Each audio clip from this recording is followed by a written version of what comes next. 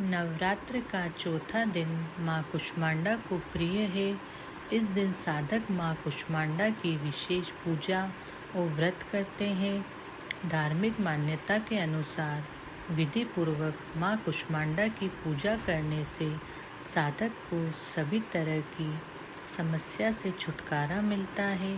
साथ ही माँ कुष्मांडा की कृपा से रुके हुए काम जल्द पूरे होते हैं। इस देवी की 8 भुजाएं हैं, इसलिए इन्हें अष्टभुजा कहते हैं।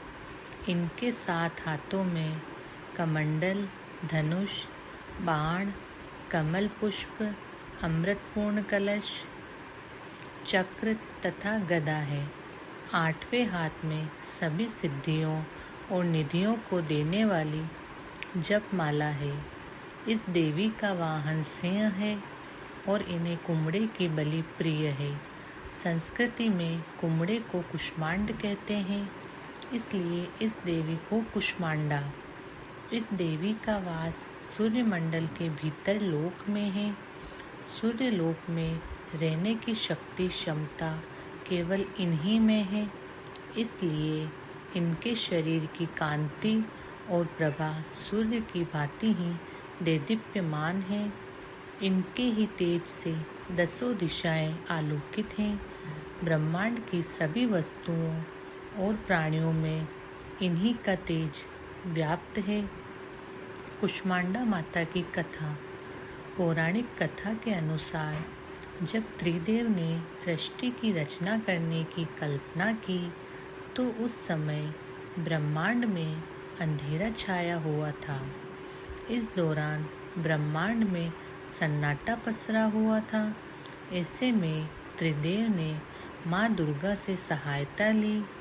माँ दुर्गा के चौथे स्वरूप माँ कुष्मांडा ने ब्रह्मांड की रचना की।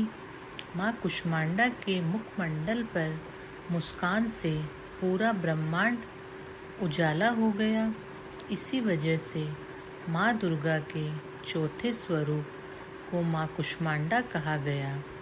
सनातन शास्त्रों के अनुसार सूर्य लोक में माँ कुष्मांडा वास करती है। माँ कुष्मांडा मुखमंडल पर सूर्य प्रकाशवान है। विधि विधान से पूजा करने पर भक्त को कम समय में ही कृपा का सूक्ष्म भाव अनुभव होने लगता है।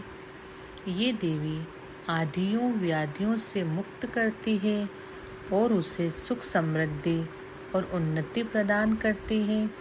अतः इस देवी की उपासना में भक्तों को सदैव तत्पर रहना चाहिए। बोलो कुष्मांडा माता की जय।